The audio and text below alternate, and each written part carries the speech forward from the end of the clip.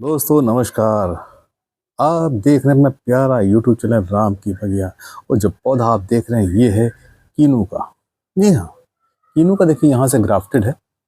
और ये कीनू ऑरेंज बोलते हैं इसको। ये कीनू ऑरेंज, ये किस्म है कीनू ऑरेंज की। आपने कीनू खाया होगा, बहुत पीले कलर का।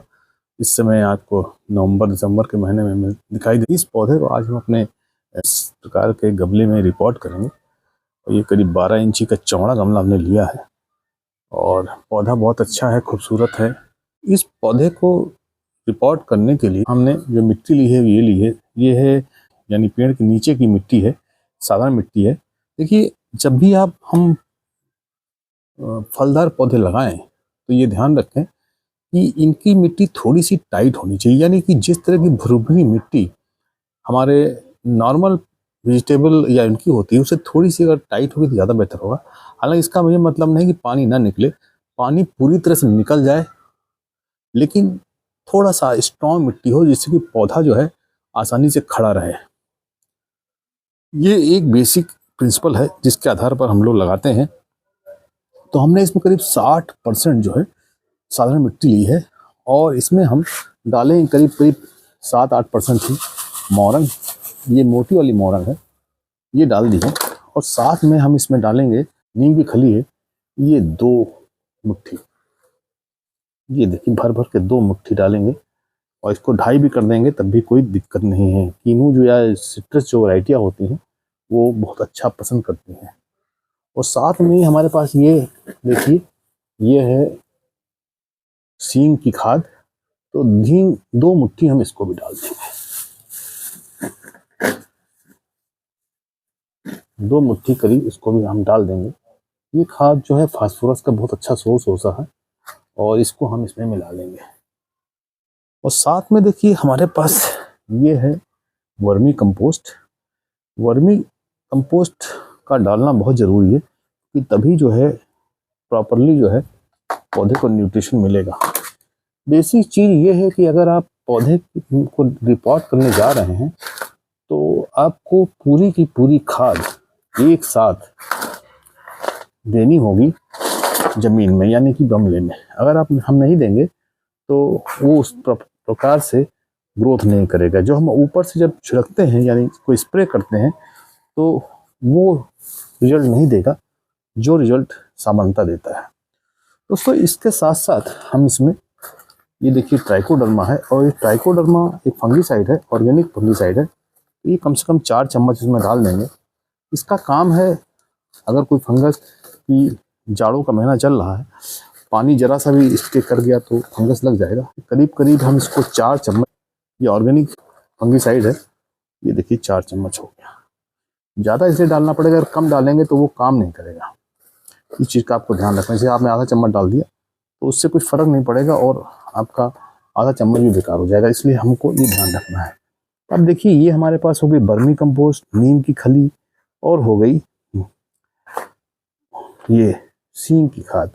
अगर आप चाहें, सींग की खाद आपके पास नहीं है तो आप थोड़ी सी उसमें ये बोन मील डाल सकते हैं। हम भी थोड़ी सी बोन मील डाल देंगे, ज़्यादा नहीं डालेंगे। बोन मील और सींग कुची में ज़्यादा फर्क नहीं है, दोनों का काम एक ही है। तो हमने थोड़ी थोड़ी डाल दी है, जिससे कि ये बहुत स्लो रिलीज फर्टिलाइजर है और ऑर्गेनिक है। अब बात आ गई कि अब सबसे ज़्यादा ज़रूरी होता है एक पौधे को नाइट्रोजन, फास्फोरस और पोटास। तो हमारी जो मात्रा है पोटास की, वो अभी हमारे पास नहीं मिली है। तो पोटास की मात्रा के लिए हमने ये एक कंपनी की, सरकारी कंपनी की है, ये पोटास है, और ये हम इसमें डालेंगे 2 चम्मच। जो भी पोटास आप डालना चाहते हैं वो आप पूरी भरपूर मात्रा इसमें डाल दें। अगर भरपूर मात्रा नहीं डालेंगे, 20 मिनट में डालेंगे, तो पौधा उसको ऊपर से हम अगर करेंगे तो उसको ग्रहण नहीं करेगा। और साथ साथ हमारे पास एक सागरिका है, ये माइक्रोन्यूट्रिएंट्स हैं। तो ये देखिए, हम इसको भी 2 चम्मच आराम से इसमें डाल देंगे। अगर हमारे जो व्यूअर देख रहे हैं, अगर उनको लगता है कि ये नहीं डालना चाहिए, तो वो नहीं भी डाल सकते हैं, लेकिन हम जो है सारा मटेरियल जो है मिट्टी में ही डालते हैं, ऊपर से विश्वास कम करते हैं। उसका कारण ये है कि कोई भी पौधा जड़ों से ही न्यूट्रिएंट लेता है, और जब जड़ों में न्यूट्रिएंट पड़ा होगा, क्योंकि ये सब चीज़ें घुलने के बाद धीरे धीरे रिलीज होंगी, और जब तक पौधा ग्रोथ लेने लायक हो, कम से कम अगर हम इसको रिपोर्ट करेंगे तो कम से कम 1 महीने बाद इसमें कुछ पत्तियां निकलने की कोशिश करेंगी, और तब तक ये पौधा जो हमारा ये फर्टिलाइजर अवेलेबल हो पाएगा। तो इस चीज़ का हमें ध्यान रखना है। इसीलिए जब हम ऑर्गेनिक फर्टिलाइजर इस्तेमाल करते हैं तो क्योंकि बहुत स्लो रिलीज करता है, तो धीरे धीरे रिलीज करेगा। जो विशेष बात हमको बतानी है इसमें कि जो नाइट्रोजन है, नाइट्रोजन को हम कई भागों में दे सकते हैं। यानी एक पौधे में अगर मान लीजिए इसको हम आधा किलो नाइट्रोजन देनी है तो हम उसको 3 पार्ट में करके दे सकते हैं। लेकिन ये पोटास और सीवीड या फास्फोरस है, अगर हम इसको मिट्टी में देंगे तो उनके बेहतर परिणाम दिखाई देंगे। इसका ये मतलब कतई नहीं है कि हम ऊपर से स्प्रे नहीं करेंगे। जब मुझे इसकी कमियां दिखाई देंगी या हमें यह महसूस होगा कि हमारे पौधे को फ्लावरिंग आएगी या कुछ आएगा, तो उस समय हम इसको स्प्रे के माध्यम से भी देंगे और ग्रेन्यूल के माध्यम से भी इसको ज़मीन में देंगे। सबसे अच्छा काम जो है कोई भी खाद करती है तो वो वैज्ञानिक रूप से ऐसा ही है कि जड़ें जो हैं ऐसी होती हैं, उनका काम है नीचे से न्यूट्रिएंट लेना और पत्तियों तक पहुंचाना, और पत्तियों द्वारा सूर्य से प्रकाश से संश्लेषण करके और हरित लवक या क्लोरोफिल बनाना, और वो ऊर्जा के रूप में परिवर्तित होकर सारे पौधे में संचार उसका होता है। इस प्रकार से पौधा रन करता है, और मैसेजेस के आधार पर, क्योंकि ये जो प्रक्रिया है पौधों के अंदर की, ये संरचना और प्रक्रिया जो मिट्टियों के अंदर की होती है वो बहुत ही कॉम्प्लेक्स है, वो साधारण भाषा में समझाई नहीं जा सकती।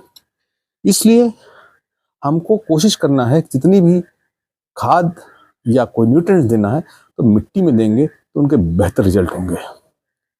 दूसरा चीज़, जब पौधा कोई सिम्टम देगा तो हमें बहुत देर हो चुकी होती है, क्योंकि जैसे मान लीजिए हम बीमार हो गए, बीमारी की हालत में सिम्टम बॉडी ने दे दिया है और उससे पहले न्यूट्रिएंट की कमी हमारे पास हो चुकी थी, और हमारा बॉडी जो है बहुत लंबे समय तक न्यूट्रिएंट कमी में चल रहा था।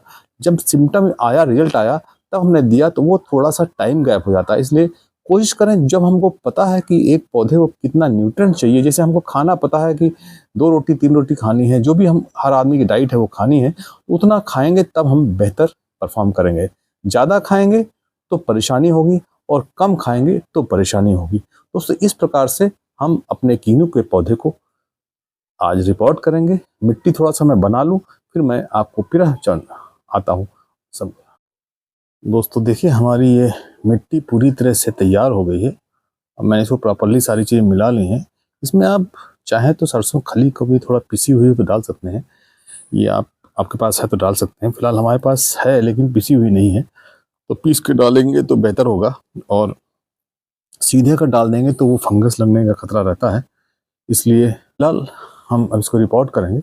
आप देखिए, मैंने इसके यहाँ से प्रॉपरली इसको फाड़ लिया है प्रॉपर, और इसको जब हम लगाएंगे तो ऐसा कोशिश करेंगे कि किसी प्रकार से इस पे ये इसका जो रूट बॉल है वो टूटे नहीं, ये ध्यान रखना पड़ेगा। देखिए, फलों के पौधे में जब भी आप लगाएं तो ये ध्यान रखें कि रूट बॉल उसका जो लाएं वो टूटे ना और ग्राफ्टेड हो। ये बनाने में तकलीफ हो रही थी, इसलिए मैं इसको प्लेस कर दिया है।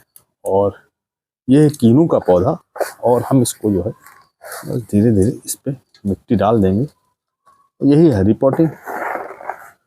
बेसिक केयरिंग खाली इतनी सी है कि हमें जो भी न्यूट्रिएंट डालने हैं वो पौधे के मिट्टी में डालेंगे, गमले की मिट्टी में डालेंगे तो बेहतर होगा।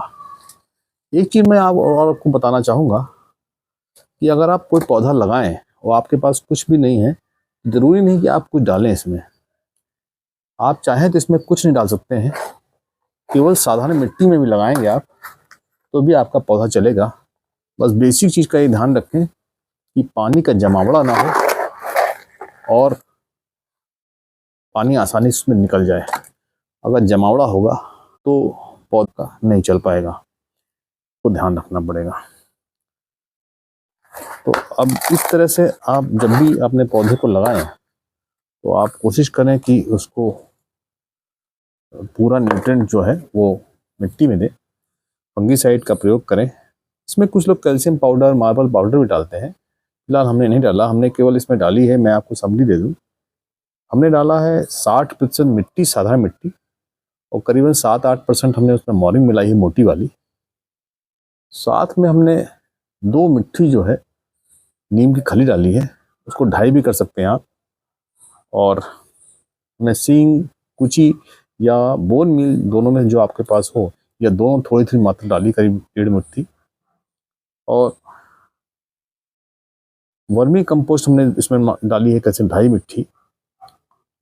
और फंगीसाइड ट्राइकोडर्मा डाला है तकरीबन 4 चम्मच। और बाकी चीज़ें हमने इसमें कुछ नहीं डाली है। आप चाहें तो इसके अलावा बहुत सारी चीज़ें डाल सकते हैं, या आप ना चाहें तो आप साधारण मिट्टी में जिसमें कि पानी निकल जाए उसमें लगा देंगे, तो पौधा ग्रो करेगा। और जब पौधा चलने लगे, क्योंकि पौधा जब मैच्योर होगा तभी फल देगा। अगर आप किसी पौधे से चाहें कि वो आपने खाद दे दी है और पौधा फल दे दे, तो वो संभव नहीं है। आप साधारण मिट्टी में लगाएंगे तो जब समय आएगा, थोड़ा मैच्योर होगा, तो छोटे फल देगा, कम फल देगा, फूल देगा, या फल नहीं बनेंगे। तो न्यूट्रिएंट तो देना जरूरी है, परंतु अगर आप साधारणतः ऐसे मिट्टी में भी लगा देंगे तभी पौधा आपका चलेगा।